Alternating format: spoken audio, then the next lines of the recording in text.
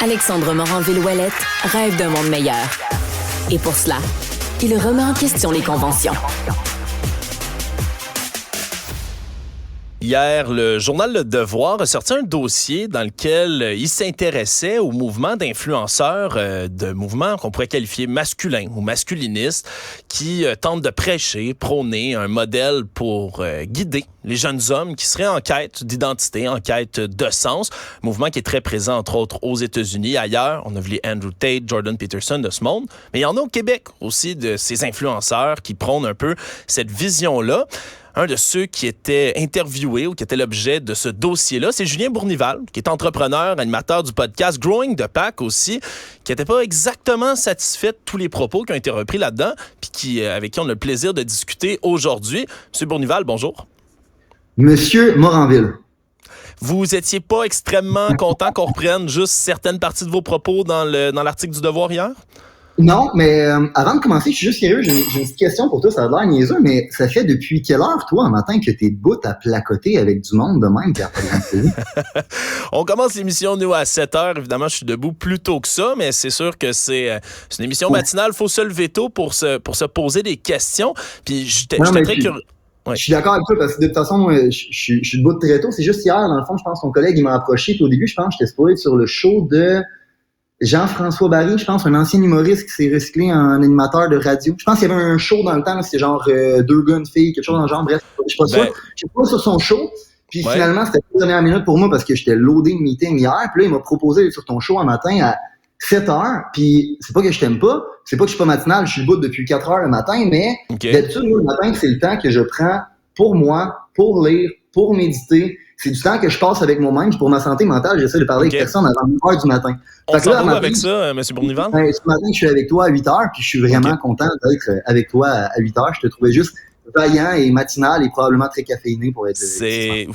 Tout ça est vrai, M. Bournival, bien gentil de le préciser. Je ne savais pas trop où on s'en allait avec ça, mais moi, j'en ai des questions là ce matin, évidemment. Puis je suis content qu'on puisse en discuter parce que c'est pas le format de faire des capsules ou de faire des podcasts, c'est pas toujours le meilleur format, par exemple, pour amener des débats ou des chocs d'opinion. Parce que je me la posais la question, vous, ce que vous amenez, dans le fond, c'est l'idée qu'il y a un problème en ce moment avec les hommes. Les jeunes hommes cherchent de sens, cherchent de modèles. Et en ce moment, ben vous prônez qu'il y a un problème avec la masculinité en 2023, c'est ça? Plus ou moins. Puis bien évidemment, oui, c'est dur de véhiculer des idées complexes comme ça à l'intérieur d'un format de genre 10-15 minutes ou encore plus dans un format où est-ce que tu te fais interviewer puis on est capable de juste prendre 2-3 citations de toi puis les mettre hors contexte.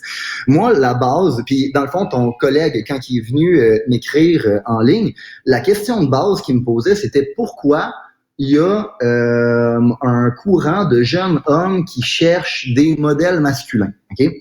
Puis, est-ce que tu es encore là parce que je te vois plus à la caméra? Oui, bien sûr. Je suis toujours là, je t'écoute. Good. Je voudrais être sûr que je n'étais pas hors ligne pour des raisons que j'ignore. Fait que, dans le fond, la réponse est simple pour moi. Okay? Depuis les années 1500, il y a eu la qualité de vie n'a pas arrêté de s'améliorer. Jusqu'à l'arrivée des milléniaux sur le marché du travail. On est la première génération qui a eu une énorme régression d'un point de vue de l'accessibilité à l'indépendance et l'autonomie.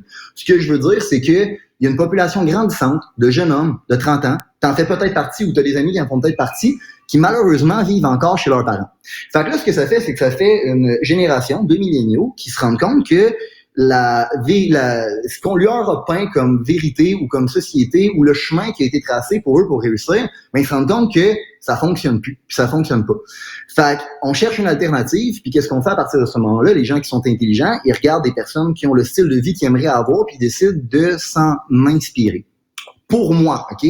La solution à ça, puis c'est l'essence de mon message, c'est que tout le monde devrait aspirer à être un baller dans la vie. Puis ce que je veux dire avec être un baller, c'est qu'il y a rien de plus noble que de participer au développement économique d'une entreprise. Que tu sois un entrepreneur ou un intrapreneur, il y a rien de plus noble à faire que ça. Quand tu participes au développement économique d'une entreprise, qu'est-ce que tu fais? Tu amènes un produit ou un service sur le marché que les gens ont besoin. Tu fournis des opportunités aux gens de s'émanciper, puis tu montres l'exemple que c'est possible d'être un baller. Parce qu'au Québec, on a la fâcheuse habitude de croire que si tu as du succès, c'est parce que tu es un riche héritier, c'est parce que tu as gagné à la loterie, c'est parce que tu es un crosseur. Si c'est pas les deux premiers, c'est le troisième. Ça, je vous entends, M. Bournival, puis je veux pas couper dans l'élan parce qu'on va y aller. Ouais, puis je veux juste qu'on se... Je veux juste qu'on focus parce que sinon, c'est sûr qu'on va manquer de temps. Là. Je veux juste qu'on soit clair là-dessus. Je vous écoute. tantôt, c'est sûr et certain que c'est un sujet qui est complexe à expliquer en 10 minutes. Fait que je t'explique l'essence de mon message et pourquoi les gens viennent voir ça. Puis ce que je trouve drôle, justement, c'est que ça, c'est l'essence de mon message. Il n'y a rien de plus noble que de participer au développement économique d'une entreprise. Puis sincèrement, mon message ne s'adresse pas uniquement aux hommes.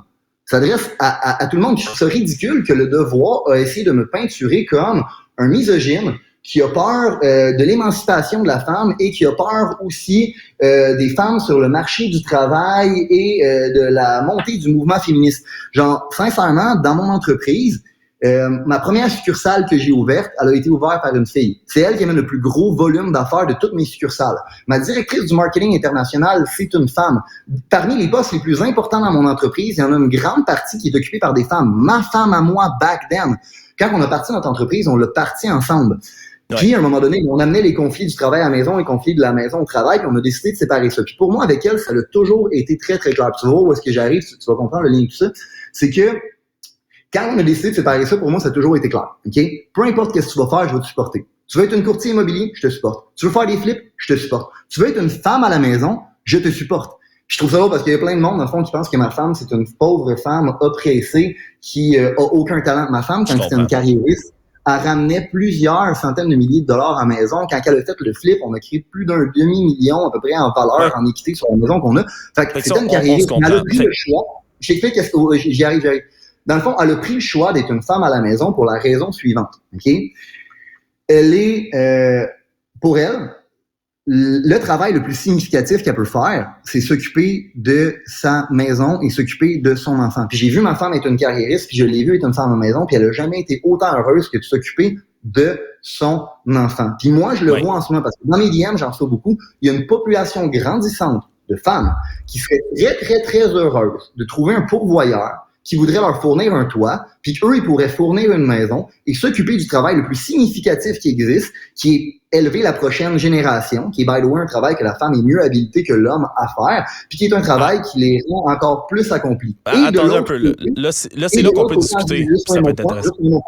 Et de l'autre côté, il y a une population grandissante d'hommes qui comprennent que la chose qui les rendrait probablement le plus heureux, c'est d'être un pourvoyeur, parce que quand ils iraient souffrir puis aller sur le marché du travail, ils diraient qu'au moins ils le font pour une raison qui est significative, qui est d'amener du pain à la maison, de fournir un toit, puis il n'y a rien qui rend plus heureux que ça.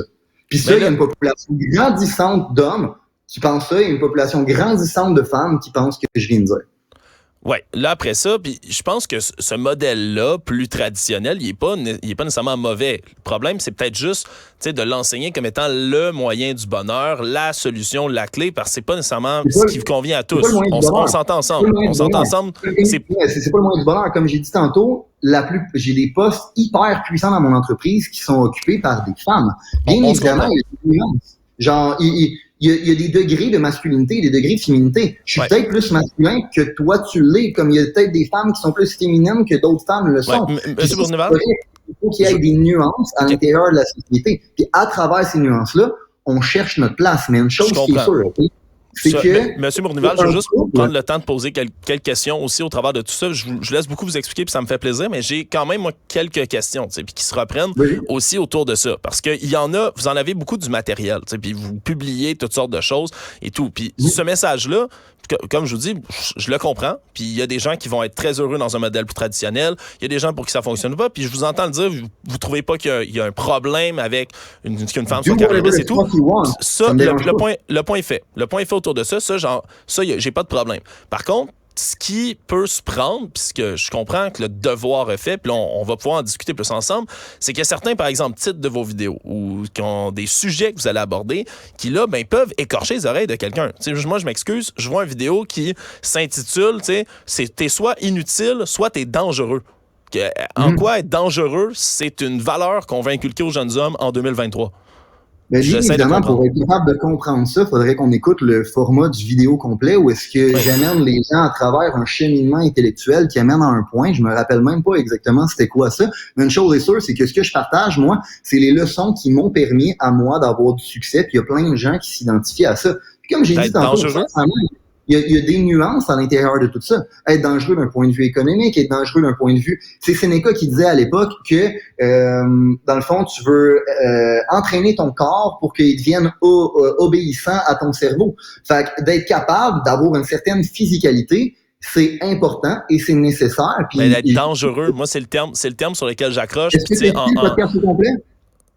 Moi, j'ai écouté une bonne partie de tout ça. Je comprenais Ouais, pas où le point s'en allait. Si complet, tu peux pas comprendre pourquoi. Fait que dans le fond, tu juges de quoi en regardant le titre de quelque chose. C'est sûr et certain pas, mais n'importe qui.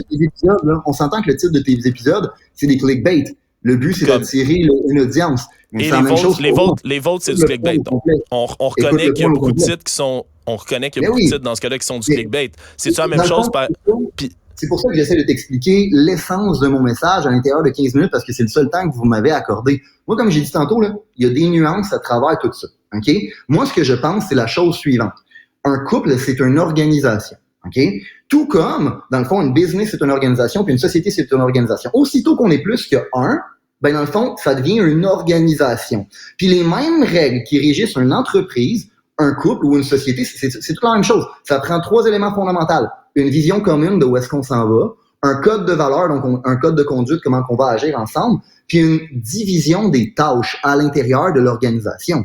Fait que, bien évidemment, il y a des nuances, il y a des hommes qui sont plus masculins, des femmes qui sont plus féminines, puis à l'intérieur de ça, tu vas avoir des divisions, des tâches différentes dans les foyers qui sont différents, and it's all fucking good. Dans le fond, you do you, that's your life, I don't fucking care. Mais une chose est sûre, c'est que selon moi, quand tu as une responsabilité sur de quoi, tu dois avoir l'autorité. Moi, je suis le pourvoyeur de ma maison. OK? Fait que si demain matin, je dis, Vicky, la meilleure façon pour moi de pourvoyer, c'est d'être capable de déménager aux États-Unis parce qu'elle est là, notre prospérité, mais j'ai l'autorité là-dessus. D'un autre côté, ma femme, elle a la responsabilité de la maison et de la famille et de l'enfant. Fait que si elle me dit, Julien, ça me prend une maison de tel type, puis ça me prend telle poussette, puis ça me prend ci, puis ça me prend ça, mon rôle, c'est de lui donner les outils pour être capable de gérer son autorité sur ses responsabilités. Fait que c'est juste une question de division de tâches. Puis bien évidemment, à travers les couples, il va y avoir des divisions de tâches qui vont être différentes parce qu'il y a des degrés de masculinité et de féminité différents. Comme je disais tantôt, je suis peut-être plus masculin que toi, t'es peut-être plus féminin. On s'en crisse. Mais ultimement, dans la vie, là, puis je trouve ça fou que ce soit rendu considéré de quoi qui est controversé de dire ça, mais un homme va toujours faire un meilleur job à être un homme qu'une femme, en général. Une femme, en général, va toujours faire un meilleur job d'être une femme qu'un homme. C'est après ça, c'est de savoir... Est-ce qu'il y a des exceptions à la règle? Oui, mais quand tu veux bâtir une société qui est fonctionnelle, tu te bases sur la règle et non l'exception à la règle. That's all I'm saying. Mais après ça, c'est de savoir c'est quoi la job d'être un homme. Je pense qu'il y a recontextualisation de tout ça. Je vous ai entendu dire tout à l'heure, une femme va toujours être meilleure pour élever un enfant qu'un homme. On se base sur quoi, par exemple, pour dire ça? Parce que pour moi, ce que j'entends, c'est beaucoup de généralisations puis des modèles qui peuvent fonctionner. On s'entend. Mais attendez, M. Bournival, je vais vous donner ma question, s'il vous plaît. Puis tu sais, je peux lire, par exemple, une autre de vos publications. Vous dites, le fait on s'éloigne, si on veut, de ces rôles de genre-là, qui sont plus classiques, puis ces règles-là, ça cause un chaos dans la société. Je veux dire, moi c'est pas un chaos que j'observe, puis je veux savoir surtout pourquoi une femme serait meilleure qu'un homme pour élever un enfant. Très simple. OK? Premièrement, c'est toute une question de contexte. OK? Est-ce que c'est mieux un monde où les rôles sont plus traditionnels ou un monde où est-ce que les rôles sont moins traditionnels? Ça dépend dans quel cycle qu'on est. Le problème que la plupart des gens ont, c'est qu'ils regardent l'histoire en pensant que l'histoire se produit d'un effet linéaire alors que l'histoire se produit d'une façon cyclique. On reproduit les mêmes erreurs over and over and over again. Fait que, mettons, pour mettre en contexte qu'est-ce que j'ai expliqué hier, qui est tiré d'un livre qui s'appelle The Fourth Turning is Here, qui est un livre incroyable sur l'histoire avec 1 million de sources. Fait que si t'es un gars qui s'intéresse à ça, je te suggère vraiment de lire ce livre-là. Il est très, très, très intéressant. C'est la suite d'un livre qui s'appelait The Fourth Turning. Le gars a écrit plusieurs livres sur toutes les générations. Je comprends. Allons-y au point. Qu'est-ce qu'il explique? C'est très simple. OK? À chaque 100 ans, il va y avoir une période de crise qui va durer à peu près 20 ans. Puis à travers chacune de ces crises-là, il va y avoir plusieurs points qui vont se passer. Tu as tout le temps le point du catalyste, tu as le point de la régénération, tu as le point du moment culminant et tu as le point où est-ce qu'on va consolider. OK? Pour nous, pour notre génération des milléniaux, le catalyste a été la crise financière de 2008. Ça a de l'air niaiseux, mais nous, quand on a été des milléniaux puis qu'on a commencé à arriver sur le marché du travail, ça a changé l'émotion sociale qui se passait. Parce que là, tout d'un coup, notre génération, on a été la première à se dire « Hey, moi, un fonds de pension, j'en aurais peut-être pas. Moi, je vais peut-être avoir un futur qui est plus misérable que celui des anciennes générations, alors que j'ai probablement étudié plus fort que tous eux. J'ai été un meilleur étudiant civique. » Fait à partir de ce moment-là, les gens commencent à avoir une certaine appréhension du futur puis ils ont peur du futur. Puis qu'est-ce qui se passe tout le temps? Là? Puis ça, c'est à chaque cycle de 100 ans, ça se reproduit à la même affaire. Qu'est-ce qui va se passer? C'est qu'il y a un cycle de régénération. Les cycles qui se sont passés pour nous, ça mettons l'arrivée de Donald Trump au pouvoir puis 2020. Peu importe, c'est quoi ton opinion là-dessus, qu'est-ce que ça fait? C'est que ça amène les gens à choisir un camp. Ça polarise les gens. OK? Puis quand ça polarise les gens, ben c'est parce que le monde il regarde la vision du futur puis il se dit j'aime pas la vision du futur, puis là d'un coup t'as un gars comme Donald Trump qui arrive qui propose une vision différente, puis t'as du monde qui se dit ça fait du sens qu'est-ce qu'il dit. Que tu sois d'accord avec lui ou pas, il y a quand même une partie des gens qui se disent ça fait du sens. Puis là ça crée une polarisation. Les gens votent de plus en plus avec leur pied. Moi, je déménageais en Floride parce que je m'associe plus au courant républicain qu'au Québec, malgré que je suis pas d'accord avec toutes leurs idéologies. Puis là, ça crée un climat de polarisation. Les gens ont de la difficulté à débattre. C'est rendu, dans le fond, controversé de dire qu'un homme, c'est un homme, qu'une femme, c'est une femme. Ça peut créer de bon sens. Bref, éventuellement, qu'est-ce qui va se passer? C'est qu'il va y avoir un moment culminant. Il va se passer une des 3 choses suivantes. OK? Je te fais la prédiction. Soit une crise économique, soit une guerre civile, soit une guerre mondiale, soit une habile combinaison des 3. Une crise économique qui va amener une guerre civile qui après ça va faire que les troupes à l'extérieur vont se faire ramener à la maison, ça va déstabiliser l'ordre mondial, puis ça va créer une guerre mondiale. À partir de ce moment-là, qu'est-ce qui se passe? Parce que c'est ça la réponse à ta question. Puis c'est pour ça que c'est dur d'expliquer les concepts de même à l'intérieur du temps que tu me donnes. C'est que ce qui va se passer à ce moment-là, c'est que la majorité silencieuse va devoir choisir un camp à l'intérieur de la guerre culturelle qui se passe. Puis historiquement parlant, le camp qu'ils choisissent, c'est le camp qui a des valeurs traditionnelles et non le camp qui est pas capable de définir qu'est-ce qui est un homme et qu'est-ce qui est une femme. Fait qu'à partir de ce moment-là, il va y avoir un choix que la société va faire parce que ça va être une période de crise. Quand il y a une période de crise, on va préférer que les hommes aillent à la guerre, que les femmes s'occupent de la maison. Puis c'est ça qui crée des heures de prospérité. Ceci étant dit, pour mettre ça dans un contexte, qu'est-ce qui se passe après ça? C'est que nous, notre génération, d'habitude, historiquement, on va créer des infrastructures hyper solides, hyper rigides. Puis il y a une prochaine génération qui, pour nous, admettons, le meilleur équivalent, c'est les boomers. Les boomers, quand ils sont arrivés... Monsieur Bournival, je veux juste prendre le temps parce qu'on va en manquer. Puis j'aimerais... Monsieur Bournival... La révolution spirituelle que les boomers ont amenée était nécessaire et l'émancipation de la femme qu'ils ont amenée était nécessaire à cette époque-là parce que les rôles étaient trop élargis. Fait que, est-ce qu'il y a un meilleur système que l'autre? Il n'y en a pas. C'est une question de contexte. Quand les boomers sont arrivés et qu'ils ont fait une révolution spirituelle, c'était nécessaire. Mais à notre époque, ce qui est nécessaire, c'est un retour vers les valeurs traditionnelles. Puis c'est ça qui est en train de s'opérer dans nos sociétés. C'est ça la réponse à la question. Fait que c'est une longue réponse, mais je peux pas faire mieux si tu me donnes... Non, je comprends. Puis j'ai évidemment la volonté de vous laisser vous exprimer. C'est le point pour lequel on est ce matin. Je veux juste amener quelques précisions peut-être au travers de tout ça. Les prédictions que vous êtes en train de faire, il faut faire attention avec ce genre d'affaires-là. Une crise économique, je pense que ça prend pas tête à Papineau pour savoir qu'on est dans une économie qui est chambranlante. Ça peut arriver. Laissez-moi, Monsieur Bournival, faites juste pas m'interrompre, s'il vous plaît. Pour ce qui est d'une guerre civile ou d'une guerre mondiale, attendons avec ce genre d'affirmation-là. Je pense qu'on n'est ni vous ni moi un expert en géopolitique mondiale pour faire ce genre de prédiction-là. 3, c'est normal que s'il y a des cycles dans l'histoire, vous me dites, historiquement, on est toujours revenu à un rôle avec les rôles traditionnels.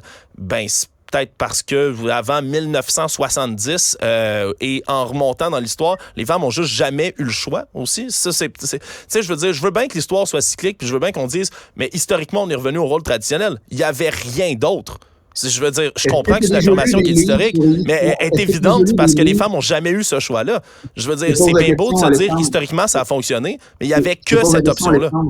Je pose la question, Alexandre. Est-ce que tu as déjà lu des livres sur justement l'effet cyclique de l'histoire à cause du comportement humain et les archétypes générationnels? Est-ce que tu as déjà pris le temps de t'instruire là-dessus? J'ai suivi de nombreux cours d'histoire dans ma vie. C'est pour savoir qu'il y en a, M. Bournival, il y en a des cycles. Il y en a des cycles dans l'histoire. Un livre par semaine sur des sujets de même. Ça ne me dérange pas, tu as le droit de ne pas être d'accord avec ma prévision du futur. Je te donne ma prévision du futur, puis après ça, on regardera en 2030 si j'avais raison ou pas. Moi, ce que j'ai surtout comme problème, puis s'il y a une chose sur laquelle je m'intéresse beaucoup dans la vie, c'est... Puis je ne veux pas faire de lien avec vous directement, mais j'ai étudié beaucoup théorie du complot, mouvement de radicalisation, particulièrement aux États-Unis. Puis c'est sûr qu'il y a un sous-texte qui revient dans certaines de vos publications. Vous publiez avec des photos d'armes à feu. Vous dites qu'il y a un grand danger qui s'en vient. Vous dites qu'un homme se doit d'être dangereux en 2023. Il n'y a pas un sous-texte un peu violent que vous essayez d'amener aux hommes au travers de vos discours comme ça? Absolument pas. OK. Ben, ça peut, moi, ça ressemble à des publications que j'ai pu voir ailleurs qui, tu sais, il y a un sous-texte de dire qu'il y a un danger qui s'en vient de publier qu'une arme à feu. Les sous-textes sont extrêmement difficiles à expliquer, mais si tu veux, je peux embarquer dans ce sujet-là. C'est sûr, c'est important pour moi, évidemment. Évidemment, on manque de temps. Écoutez, M. Bournival, c'est dans tous les cas une discussion intéressante puis qu'il faut, je pense, avoir, que prendre des formats qui sont évidemment plus longs. J'aurais souhaité qu'on ait plus de temps pour en discuter, mais j'apprécie que vous ayez pris le temps, sincèrement, de venir ce matin puis qu'on puisse en discuter un tout petit peu. Ça vaudra la peine de poursuivre des discussions comme ça éventuellement. Monsieur Bournival, vous êtes entrepreneur, animateur du podcast Growing the Pack aussi. Merci de votre présence ce matin. Si tu veux me poser d'autres questions sur les trucs politiques, ça va me faire plaisir d'avoir une autre discussion autour de ce sujet-là, qui est aussi un sujet complexe sur lequel je m'attarde beaucoup, puis ça me fait plaisir d'en parler. C'est un autre sujet qu'on va parler aujourd'hui. Absolument. L'invitation est lancée. Rejaisons-nous, M. Julien Bournival. Merci. Parfait. Ne ratez